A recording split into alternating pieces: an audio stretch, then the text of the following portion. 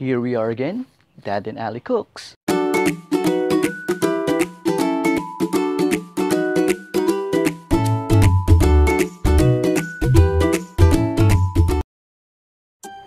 day everyone and welcome back. Today, tayo po ay magluluto ng isang pork dish na bibigyan natin ng napakasarap na twist. Ito ang tinolang liempo. Don't forget to like this video, hit the subscribe button, and click the bell to be notified. Bago ang lahat, shout out to our chick magnet, Junjun Satan. Wow! To start, here are the ingredients. Meron tayong 1/2 kilo of sliced pork belly or liempo, sayote, dahon ng sili, luya, bawang, sibuyas, asin, patis, at nor pork cubes.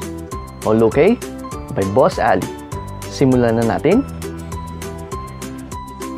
Maglagay ng 2 kutsarang mantika sa pinainit na kawali. Uunahin natin igigisa ang ating bawang.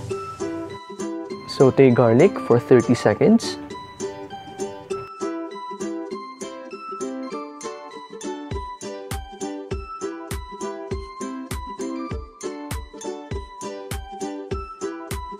And then, susunod natin ang ating sibuyas.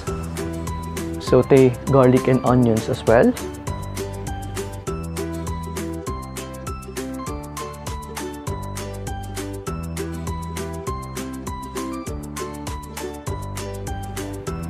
Pagkatapos ay isusunod natin ang ating luya. Ito ang tiyak na magpapasarap sa ating liempo tinola. After natin maigisa ang bawang, sibuyas at luya, ilalagay na natin ang ating sliced pork belly or liempo.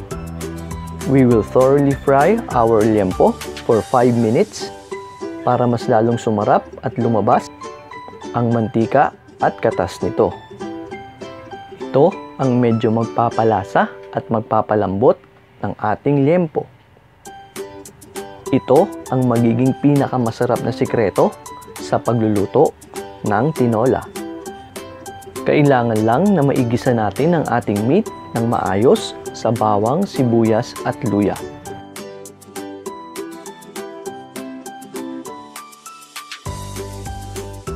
Ngayon, lalagyan natin ng asin.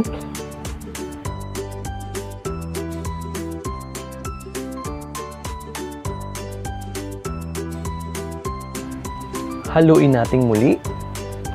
Kailangang magmantika ng konti ang ating liempo para makadagdag ito sa sarap ng ating tinola.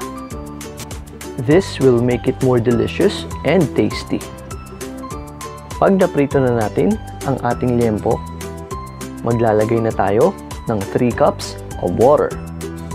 Ito ang magsisilbing sabaw ng ating tinola. Haluin natin at kailangan kumulo ng konti para makuha natin yung mga residue ng pinagprituhan ng ating liempo.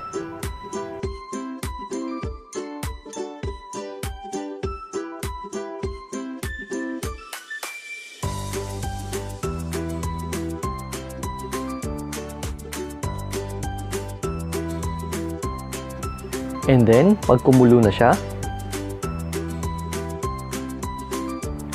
ililipat na natin siya sa panibagong pan o kaldero at doon natin siya pakukuluin.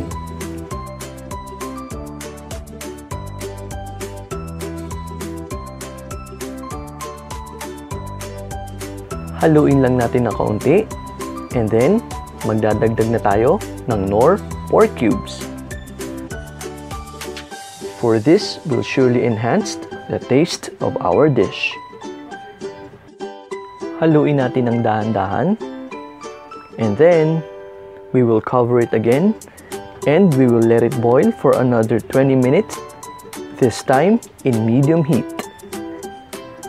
Magiging mas malasa at malambot ang ating pork liempo kapag napakuluan ng maayos. After 20 minutes, heto na siya. Meat must be tender and napakasarap na ng sabaw nito. Magdadagdag tayo ng patis para sa konting pampalasa. At pagkatapos ay idadagdag na natin ang ating sliced sayote. Hiwain ang sayote according to your preference. Kapag nailagay na at naayos na ang sayote, tatakpan natin muli ito at pakukuluin natin ng 5 minuto. Gagawin natin ito para maluto ang ating sayote. After 5 minutes, heto na siya. And we're almost done. And lastly, ilalagay na natin ang ating chili leaves or dahon ng sili. Ang dahon ng sili ay magbibigay ng konting spice sa ating tinola.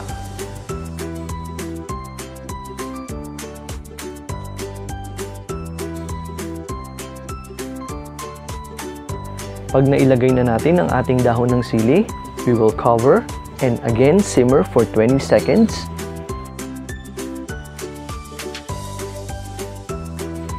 And after 20 seconds, eto na siya. Haluin lang natin ng konti. And then, we will cover it and we will turn off the heat and we're done. Nilipat na natin siya sa ating serving bowl. This is something new and a tasty treat from us.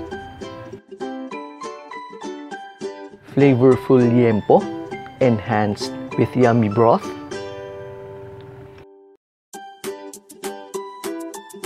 Isang favorite Pinoy dish na nilagyan ng konting twist.